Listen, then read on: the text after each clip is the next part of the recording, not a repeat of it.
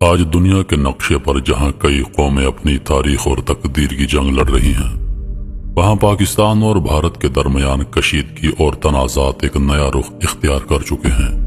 اگر ہم اسلامی تاریخ اور اس کی پیشن گوئیوں کو دیکھیں تو غزوہ ہند کا ذکر اکثر مسلمانوں کے ایمان کا حصہ رہا ہے۔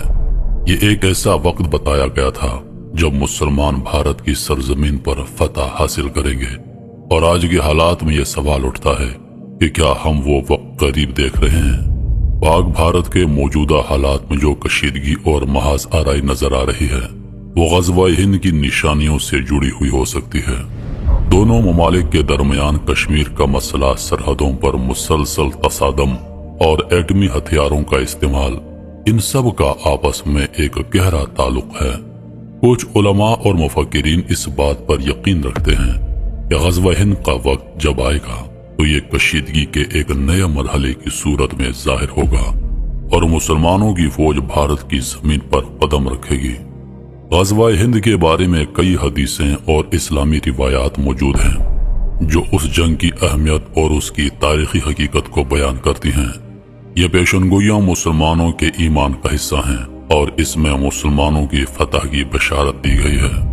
غزوہ ہند ایک اہم اسلامی پیشنگوئی ہے جس کا ذکر مختلف حدیثوں میں آیا ہے، اور یہ روایت مختلف صحابہ کرام رضوان اللہ علیہ و اجمعین سے بھی آئی ہے۔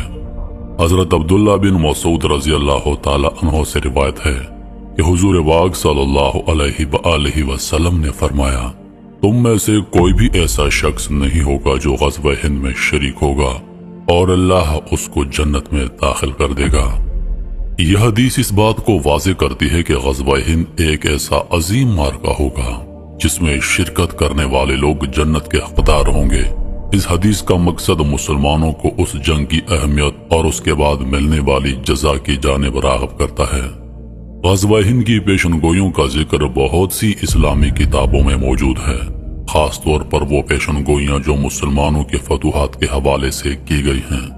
غزوہ ہند کے حوالے سے ایک اور حدیث حضرت علی رضی اللہ تعالی عنہ سے مروی ہے، ایک دن تم میں سے گروہ بھارت کی زمین پر جنگ کرے گا اور اللہ ان کو کامیاب کرے گا۔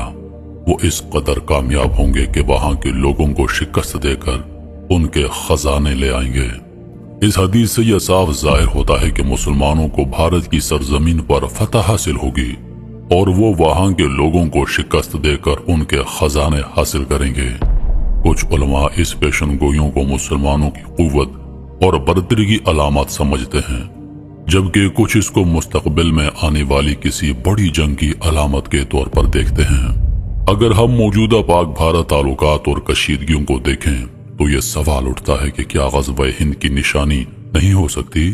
دونوں ممالک کے درمیان کشمیر کے مسئلے پر جاری تنازع، سرحدی جھڑپیں اور ایٹمی ہتھیاروں کا مقابلہ، کیا یہ سب کچھ اس حدیث کی روشنی میں غزوہ ہند کی پیشنگوئیوں کے ساتھ منسلک نہیں ہو سکتا؟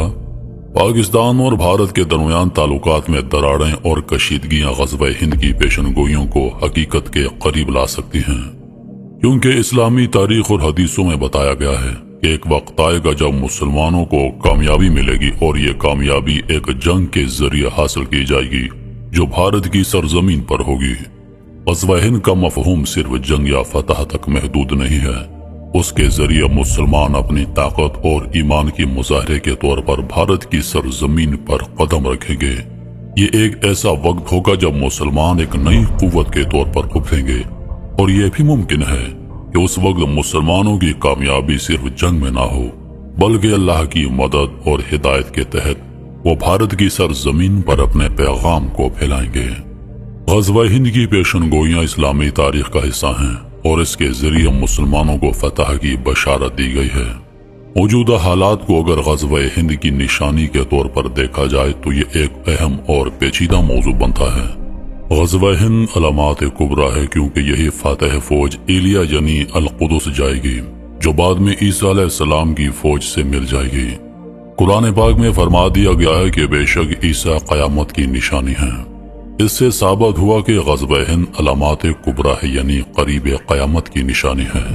حدیث مبارکہ نبی کریم صلی اللہ علیہ وآلہ وسلم کی حدیث ہے کہ خراسان سے سیاہ جھنڈے نکلیں گے، انہیں کوئی شکست نہیں دے سکے گا مگر یہ وہ ایلیا یعنی القدس میں نصب ہوں گے۔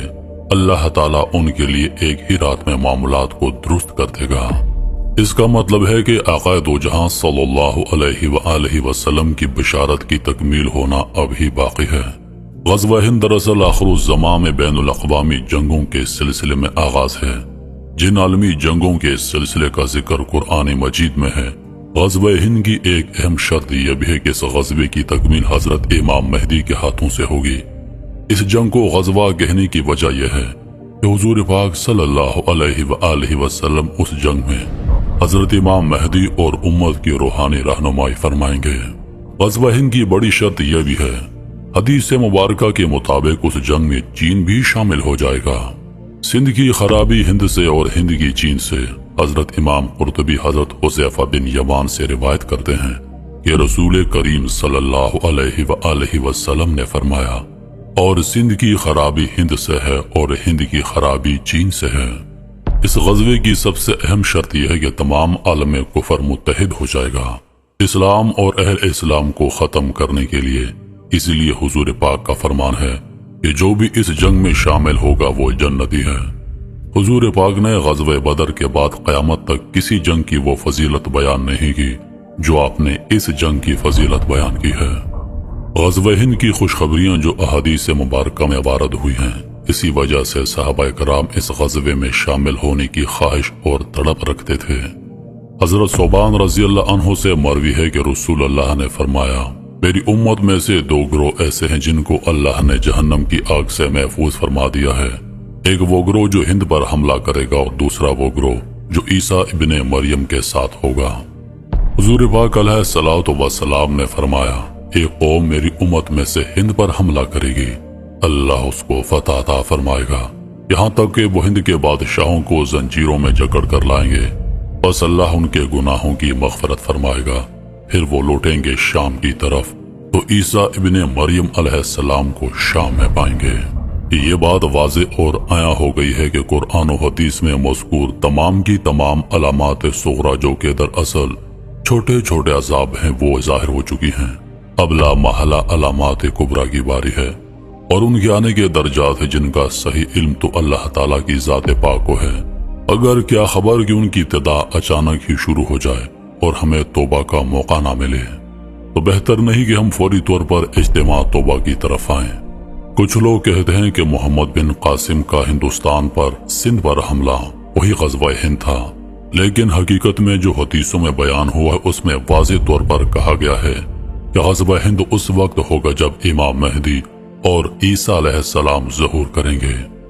حضرت ثوبان جو کہ رسول اللہ صلی اللہ علیہ وآلہ وسلم کے غلام تھے، ان سے روایت ہے کہ رسول کریم نے فرمایا، میری امت کے دو گروہوں کو اللہ تعالیٰ دوزخ کے عذاب سے بچائے گا، ان میں سے ایک ہندوستان میں جہاد کرے گا، دوسرا عیسیٰ علیہ السلام کے ساتھ ہوگا۔